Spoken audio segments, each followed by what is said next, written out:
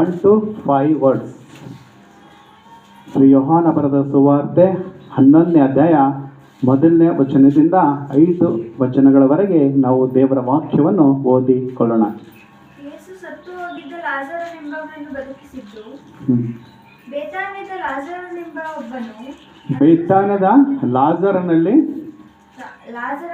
ಒಬ್ಬನು ಅಸ್ವಸ್ಥನಾಗಿದ್ದನು. ಅದು ಮಾರ್ತಳು ಮರಿಯಳು ಎಂಬವರ ಅಕ್ಕ ತಂಗಿಯರು ಇದ್ದ ಊರು. ಈ ಮರಿಯಳು ಯೇಸು ಸ್ವಾಮಿಗೆ ತೈಲವನ್ನು ಹಚ್ಚಿ ಆತನ ಪಾದಗಳನ್ನು ತನ್ನ ತಲೆ ಕೂದಲಿಂದ ಒರೆಸಿದವಳು. ಈಕೆಯ ತಮ್ಮನಾದ ಲಾಜರನೇ ಅಸ್ವಸ್ಥನಾಗಿದ್ದನು. ಹೀಗಿರಲಾಗಿ ಅವನ ಅಕ್ಕ ತಂಗಿಯರು, ಸ್ವಾಮಿ, ನಿನ್ನ ಪ್ರಿಯ ಮಿತ್ರನು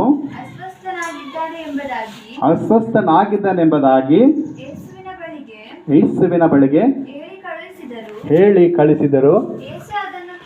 ಯೇಸು ಅದನ್ನು ಕೇಳಿ, ಈ ರೋಗವು ಮರಣಕ್ಕೆ ಬಂದಿದ್ದಲ್ಲ, ಇದರಿಂದ ದೇವಕುಮಾರನಿಗೆ ಮಹಿಮೆ ಉಂಟಾಗುವಂತೆ. Amen, hallelujah. ಈ ರೋಗವು ಏನಕ್ಕೆ ಬಂದಿದೆ? ದೇವರ ಮಹಿಮೆಗೋಸ್ಕರ. Hallelujah. So praise the Lord. ಕರ್ತನಲ್ಲಿ ಪ್ರೀತಿಯ ದೇವರ ಮಕ್ಕಳೇ, ಸೊ ಇಲ್ಲಿ ನಾವು ಯಾರು ನೋಡ್ತೇವ್ರಿ? ಮಾರ್ಥ ಮತ್ತು ಮರಿಯಳೆಂಬವರಿಗೆ ನಾವು ಈ ದೇವರ ವಾಕ್ಯದಲ್ಲಿ ನೋಡ್ತೇವೆ. Price the lord. ಈ ಮಾರ್ಥ ಮರಿಯಳು ಏನಾಗಿದ್ದರು? ಅಕ್ಕ ತಂಗಿಯರಾಗಿದ್ದರು. ಇರುವರು ಅಂತ ಊರು ಯಾರಾಗಿದ್ರಿ? ಬೇಥಾನ್ ಎಂಬ ಊರು. ಅಂದ್ರೆ ಈ ಮರಿಯಳು ಯಾರಾಗಿದ್ದರು? ಯೇಸು ಕ್ರಿಸ್ತನ ಪಾದವನ್ನು ತನ್ನ ಕಣ್ಣೀರಿನಿಂದ ತೊಳೆದು ತನ್ನ ತಲೆ ಕೂದಲಿನಿಂದ ಒರೆಸಿದಳಾಗಿದ್ದಳು. ಅದೇ ಮಾರ್ಥ ಮರಿಯಳು. ಅವರ ತಮ್ಮ ಏನಾಗಿದ್ದನು? ಅಸ್ವಸ್ಥನಾಗಿದ್ದನು. ಹಲ್ಲೆಲೂಯಾ. Price the lord. ಕರ್ತನ ಪ್ರೀತಿಯ ದೇವರ ಮಕ್ಕಳೇ, ಸೊ ಇಲ್ಲಿ ಆ ಒಂದು ಅಕ್ಕ ತಂಗಿಯರು ಮಾರ್ಥ ಮತ್ತು ಮರಿಯಳು ತನ್ನ ತಮ್ಮನಾಗಿರುವ ಲಾಜರನು ಅಸ್ವಸ್ಥನಾಗಿದ್ದಾಗ ಅವ್ರು ಏನು ಮೆಸೇಜ್ ಕೊಡ್ತಾ ಇದ್ದಾರೆ? ಯಾರಿಗೆ ಮೆಸೇಜ್ ಕೊಡ್ತಾ ಇದ್ದಾರೆ? ಯೇಸು ಕ್ರಿಸ್ತನಿಗೆ ಮೆಸೇಜ್ ಕೊಡ್ತಾ ಇದ್ದಾರೆ. ಏನಂತ? ನಿನ್ನ ಪ್ರಿಯ ಮಿತ್ರನಾಗಿರುವ ಲಾಜರನಾಗಿದ್ದಾನೆ, ಅಸ್ವಸ್ಥನಾಗಿದ್ದಾನೆ ಎಂಬುದಾಗಿ ಈ ಒಂದು ಮಾರ್ಥ ಮತ್ತು ಮರಿಯಳು ಯಾರಿಗೆ ಮೆಸೇಜ್ ಕೊಡ್ತಾ ಇದ್ದಾರೆ? ಯೇಸು ಕ್ರಿಸ್ತನಿಗೆ. ಹಲ್ಲೆಲೂಯಾ. ಸೊ ನೋಡಿ, ಕರ್ತನ ಪ್ರೀತಿಯ ದೇವರ ಮಕ್ಕಳೇ, ಇವತ್ತು ನಮ್ಮ ಕುಟುಂಬದಲ್ಲಿ ಒಬ್ಬ ವ್ಯಕ್ತಿ ಅಸ್ವಸ್ಥನಾಗಿದ್ದಾರೆ, ಅನಾರೋಗ್ಯದಿದ್ದಾರೆ. ಸೊ ಫಸ್ಟ್ ನಾವು ಮಾಡೋದೇನು? ಎಲ್ಲಿಗೆ ಓಡ್ತೀವಿ? ಹಾಸ್ಪಿಟಲ್ಗೆ ಹೋಗ್ತೀವಿ. ಹಲ್ಲೆಲೂಯಾ. ಸೊ ಡಾಕ್ಟ್ರಿಗೆ ಫೋನ್ ಮಾಡಿ ಹಾಸ್ಪಿಟಲ್ಗೆ ಹೋಗೋಣ, ಟ್ರೀಟ್ಮೆಂಟ್ ತಗೊಂಬೋಣ ಅಂಥೇಳಿ ನಾವು ಓಡ್ತೀವಿ. ಆದರೆ ಈ ಮಾರ್ಥ ಮತ್ತು ಮರಿಯಳು ನೋಡಿ, ಆ ಸಮಯದಲ್ಲಿ ವೈದ್ಯರಿದ್ದರು, ಆದರೆ ಅವ್ರು ಯಾರಿಗೆ ಮೆಸೇಜ್ ಕಳಿಸ್ತಾ ಇದ್ದಾರೆ? ಯೇಸು ಕ್ರಿಸ್ತನಿಗೆ. ಹಲ್ಲೆಲೂಯಾ. ಸೊ ಅಲ್ಲಿ ಡಾಕ್ಟರ್ ಇದ್ದರು ಕೂಡ, ವೈದ್ಯರಿದ್ದರು ಕೂಡ. ಸೊ ಅವ್ರು ಏನು ಮಾಡಿದರು? ಯಾರಿಗೆ ವೈದ್ಯರೆಂದು ಕೂಡ ಹೇಳ್ತಾ ಇದ್ರು? ಯೇಸು ಕ್ರಿಸ್ತನಿಗೆ ಮೆಸೇಜ್ ಮಾಡಿದ್ರು. ಯಾಕಂದರೆ ಯೇಸು ಕ್ರಿಸ್ತನ್ ಬಂದರೆ ನಮ್ಮ ತಮ್ಮ ಸ್ವಸ್ಥವಾಗ್ತಾನೆ, ನನ್ನ ತಮ್ಮನಿಗೆ ಗುಣವಾಗುತ್ತದೆ ಎಂಬುದಾಗಿ ಆ ಮಾರ್ಥ ಮರಿಯಳು ಏನು ಮಾಡ್ತಾ ಇದ್ದಾರೆ? ಯೇಸು ಕ್ರಿಸ್ತನಿಗೆ ಮೆಸೇಜ್ ಕೊಡ್ತಾ ಇದ್ದಾರೆ. ಇವತ್ತು ನಾವಾದರೆ ಏನು ಮಾಡ್ತಾ ಇದ್ದೀವಿ? ಲೌಕಿಕ ಡಾಕ್ಟರ್ ಹತ್ರ ಓಡ್ತಾ ಇದ್ದೀವಿ. ಹಲ್ಲೆಲೂಯಾ. ಆದರೆ ಮರಿಯಳು ಮತ್ತು ಮಾರ್ಥಳು ಅವರಲ್ಲಿ ಎಂಥ ನಂಬಿಕೆ ಇದೆ? ಸೊ ದೇವರು ಕೂಡ ಅವರ ಒಂದು ನಂಬಿಕೆಗೆ ದೇವರು ಏನು ಮಾಡಿದ್ರು? ಅಲ್ಲಿ ಬಹಳ ಖುಷಿ ಪಟ್ಟಿದ್ದಾರೆ ಎಂಬುದಾಗಿ ನೋಡ್ತೇವ್ರಿ. ಸೊ ಅಷ್ಟೊಂದು ಪ್ರೀತಿ ಏನಿಟ್ಟಿದ್ರು ದೇವರು ಲಾಜರನ ಕುಟುಂಬದಲ್ಲಿ ಇಟ್ಟಿದ್ದಾರೆ ಎಂಬುದಾಗಿ ನಾವು ನೋಡ್ತೇವೆ. ಸೊ ಯಾವಾಗಾಯಿತು ಯೇಸು ಕ್ರಿಸ್ತನಿಗೆ ಅಸ್ವಸ್ಥನಾಗಿರುವಂಥ ಲಾಜರನ ಮೆಸೇಜ್ ಬಂದಿದಾಗ, ಸೊ ಯೇಸು ಕ್ರಿಸ್ತನ್ ಹೇಳ್ತಾ ಇದ್ದಾನೆ, ಈ ಒಂದು ರೋಗ ಮರಣಕ್ಕೆ ಬಂದಿಲ್ಲ. ಏನಕ್ಕೋಸ್ಕರ ಬಂದಿದೆ? ಈ ಒಂದು ಮರಣ ಅಂದರೆ ಎಕ್ಸಾಂಪಲ್, ಒಬ್ಬ ರೋಗಿಗೆ, ಒಬ್ಬ ವ್ಯಕ್ತಿಗೆ ರೋಗ ಬಂದಿದಾಗ ನಾವು ಈ ಲೋಕದ ಜನರು ಏನು ಮಾತಾಡ್ಕೋತೇವೆ? ಸೊ ಒಂದು ಕುಟುಂಬದಲ್ಲಿ ಇಂಥವರಿಗೆ ಹುಷಾರಿಲ್ಲ, ಇಂಥವ್ರಿಗೆ ಭಾಳಷ್ಟು ಸೀರಿಯಸ್ ಆಗಿದ್ದಾರೆ ಅಂದ್ರೆ ನಾವೇನು ಮಾತಾಡ್ಕೋತೇವ್ರಿ? ಸರಿ ಆಯ್ತಪ್ಪ, ಒಂದು ಆಯುಸ್ಸು ಮುಗಿದಿರುತ್ತೇನೋ, ಈ ರೋಗ ಏನಕ್ಕೆ ಬಂದಿದೆ? ಅವನಿಗೆ ಸಾಯ್ಲಕ್ಕೆ ಬಂದಿದೆ, ಅವನಿಗೆ ಮರಣ ಹೊಂದುವಂಥ ಸಮಯ ಬಂದಿದೆ ಅಂತ ನಾವು ಮಾತಾಡ್ಕೋತೇವಲ್ಲ. ಸೊ ಯಾರಾದರೂ ನಮ್ಮ ಮನೆಯಾಗಲಿ, ಕುಟುಂಬದಲ್ಲಿ, ಸೊ ಯಾರಾದರೂ ಒಂದು ನಮ್ಮ ಫ್ರೆಂಡ್ ಸರ್ಕಲ್ ಅಸ್ವಸ್ಥರಾಗಿದ್ದರೆ ನಾವು ಏನು ಮಾತಾಡ್ಕೋತೇವ್ರಿ? ಈ ಮರಣ ಅವ್ರಿಗೆ ಸಾಯೋದಕ್ಕೋಸ್ಕರ ಬಂದಿದೆ ರೋಗ ಅಂತ ಅನ್ಕೋತೇವೆ. ಆದರೆ ಇಲ್ಲಿ ಯೇಸು ಕ್ರಿಸ್ತ ಹೇಳ್ತಾ ಇದ್ದಾರೆ, ಈ ಮರಣ ಎದಕ್ಕೋಸ್ಕರ ಬಂದಿದೆ? ದೇವರ ಮಹಿಮೆಗೋಸ್ಕರ. ಹಲ್ಲೆಲೂಯಾ. ಸೊ ದೇವರ ಮಹಿಮೆಗೋಸ್ಕರ ಈ ಒಂದು ರೋಗ ಬಂದಿದೆ. ಸೊ ಆ ಮೆಸೇಜ್ ಬಂದರೂ ಕೂಡ ದೇವರು ಅಲ್ಲಿಗೆ ಹೋಗೋಕ್ಕೆ ಲೇಟ್ ಮಾಡ್ತಾರೆ. ಹಲ್ಲೆಲೂಯಾ. ಸೊ ಯಾಕೆ ಲೇಟ್ ಮಾಡ್ತಾ ಇದ್ದಾರೆ ಅಂದರೆ, ಅಲ್ಲಿ ಅದ್ಭುತ ಆಗಬೇಕಾಗಿದೆ, ಅಲ್ಲಿ ದೇವರ ಮಹಿಮೆ ಕಾಣಬೇಕಾಗಿದೆ ಎಂಬುದಾಗಿ ನೋಡ್ತೇವೆ. ಸೊ ಯಾವಾಗಾಯಿತು ಯೇಸು ಕ್ರಿಸ್ತನು ಆ ಮೆಸೇಜ್ ಬಂದಿದಾಗ, ಸೊ ಅನಾರೋಗ್ಯದಲ್ಲಿರುವಂಥ ಆ ಲಾಜರನ್ನು ಏನು ಮಾಡಿದನು? ಸತ್ತೋದನು. ಹಲ್ಲೆಲೂಯಾ. ಸೊ ದೇವರಲ್ಲಿ ಬಂದೇ ಇಲ್ಲ. ಯೇಸು ಕ್ರಿಸ್ತನಿಗೆ ಆ ಜೀವಿತ ಇದ್ದಾಗ ಆತನಿಗೆ ಮೆಸೇಜ್ ಕೊಟ್ಟರು. ದೇವರಲ್ಲಿ ಬಂದಿದ್ರೆ, ಆತನ ಅನಾರೋಗ್ಯ ಇದ್ದಾಗ ದೇವರು ಬಂದಿದ್ದಾರಲ್ಲಿ ಬಂದಿದ್ದೀರಾ? ಯಾಕೆ ಯಾರು ಮಾತಾಡ್ದಲ್ಲ? ಯೇಸು ಸ್ವಾಮಿ ಲಾಜರ್ ಅಸ್ವಸ್ಥನಿದ್ದಾಗ ಬಂದಿದ್ದಾರಾ ಅಥವಾ ಬಂದಿಲ್ವಾ? ಬಂದಿಲ್ಲಲ್ಲ. ಸೊ ಅವ್ರ ಜೀವಿತ ಆಗಿದ್ದಾಗ ಬಂದಿಲ್ಲ. ಸೊ ಯಾವಾಗ ಬಂದಿದ್ರು? ಸತ್ತು 4ನೇ ದಿನ ಆದ್ಮೇಲೆ ದೇವರು ಬರ್ತಾ ಇದ್ದಾರೆ. ಹಲ್ಲೆಲೂಯಾ.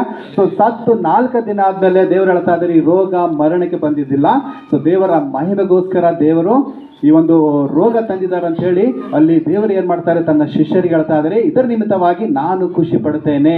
ಹಲ್ಲೆಲೂಯಾ. ಅವಾಗ ಏನು ಮಾಡ್ತಾರೆ ದೇವರು? ನಡೀರಿ ಹೋಗೋಣ.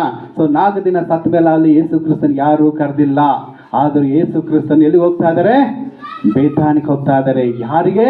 ಸತ್ತಂತ ಲಾಜರಿಗೆ ಎಬ್ಬಿಸೋದಕ್ಕಾಗಿ.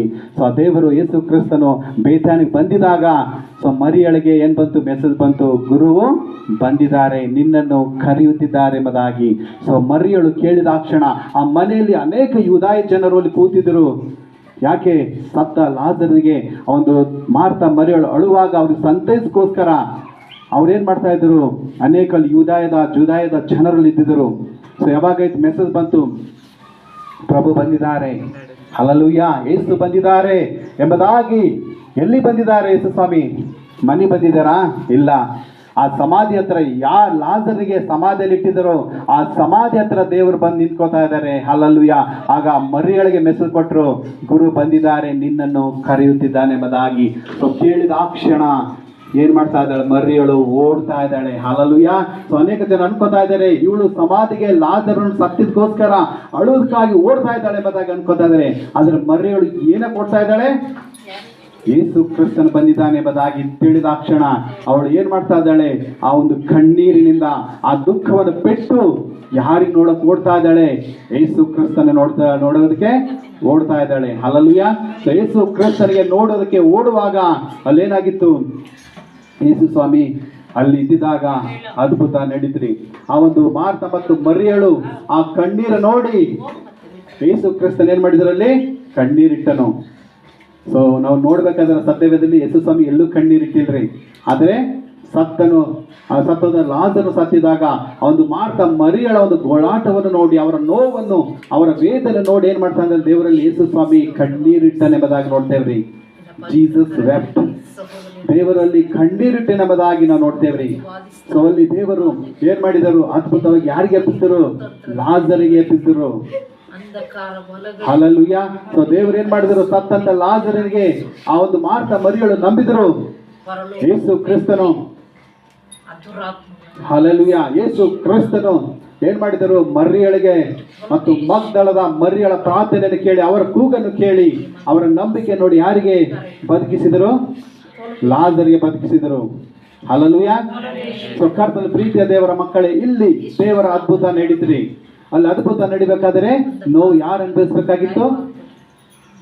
ಮಾರ್ತ ಮತ್ತು ಮರಿಯಳು ಕಣ್ಣೀರು ಹಾಕ್ಬೇಕಾಯ್ತು. ಲಾಜರನು ಅಸ್ವಸ್ಥನಾಗಿ ಸುಮಾರು ದಿನ ಅವನು ಕಾಯಿಲೆಯಲ್ಲಿ ಬೀಳಬೇಕಾಗಿತ್ತು. ಯಾಕೆ? ಅಲ್ಲಿ ದೇವರ ಮಹಿಮೆ ನೋಡುವುದಕ್ಕಾಗಿ. ಹಲ್ಲೆಲೂಯಾ. ಅಲ್ಲಿ ಏನಕ್ಕೆ ಇದಾಯ್ತು? ಅಲ್ಲಿ ಮಾರ್ತ ಮರಿಯಳು ನೋವು ಅನುಭವಿಸಿದ್ರಿ. ದೇವರ ಅದ್ಭುತ ನಡಿಬೇಕಾದ್ರೆ ಅವ್ರು ಏನ್ ಮಾಡಿದ್ರು? ನೋವು ಅನುಭವಿಸ್ಬೇಕಾಯ್ತು. ಕರ್ತನಲ್ಲಿ ಪ್ರೀತಿಯ ದೇವರ ಮಕ್ಕಳು, ಇವತ್ತು ನಮ್ಮ ಜೀವನದಲ್ಲಿ, ಇವತ್ತು ನಿಮ್ಮ ಜೀವನದಲ್ಲಿ ಇವತ್ತು ಒಂದು ರೋಗ ಬಂದಿದೆ ಅಂದ್ರೆ ಅದು ಏನಕ್ಕೋಸ್ಕರ ಬಂದಿದೆ?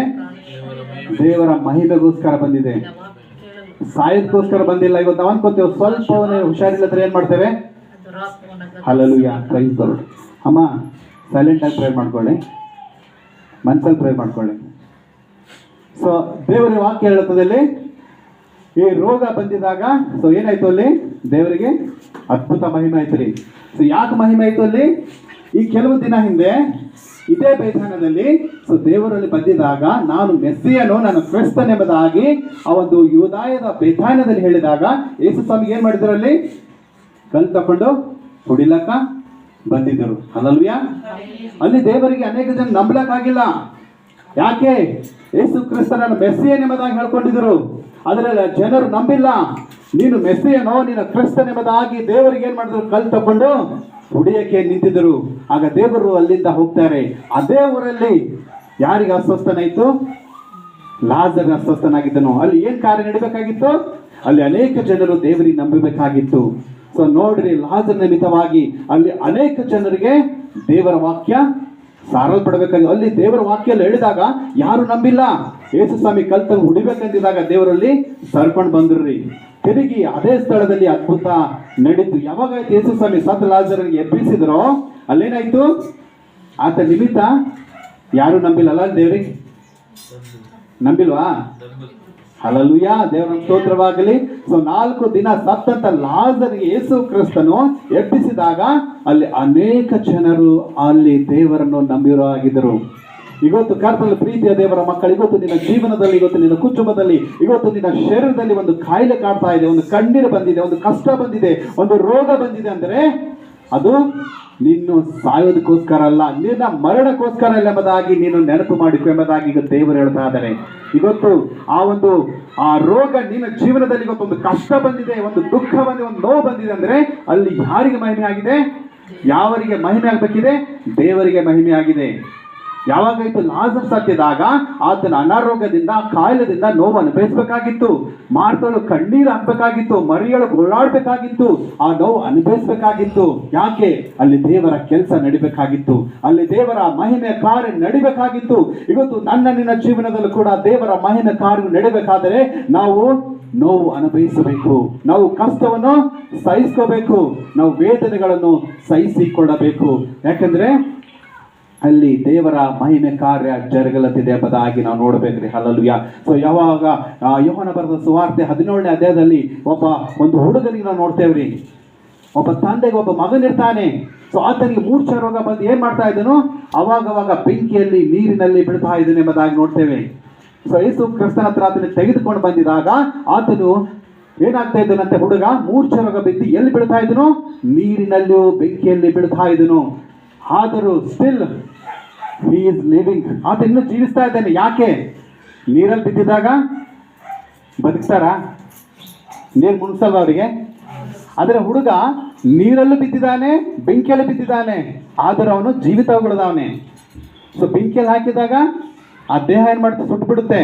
ಈ ಒಂದು ವಾಕ್ಯದಲ್ಲಿ ನೋಡ್ತೇವೆ, ಮತ್ತಾಯನ ಬರೆದ ಸುವಾರ್ತೆ 17ನೇ ಅಧ್ಯಾಯದಲ್ಲಿ ಆ ಹುಡುಗನಿಗೆ ಮೂರ್ಛೆ ರೋಗ ಬಂದಿದ್ದಾಗ ಆ ದುರಾತ್ಮ ಏನ್ ಮಾಡ್ತಿತ್ತಂತೆ? ಆತನಿಗೆ ನೀರಿನಲ್ಲೂ ಬೆಂಕಿಯಲ್ಲಿ ಹಾಕ್ಸ್ತಾ ಇತ್ತಂತೆ. ಆದ್ರೂ ಆ ಹುಡುಗನು ಸತ್ತಿಲ್ರಿ. ಬೆಂಕಿದ ಹಾಕಿದ್ರು ಆ ಹುಡುಗನಿಗೆ ಮರಣ ಬಂದಿಲ್ಲ, ನೀರಲ್ಲಿ ಹಾಕಿದ್ರು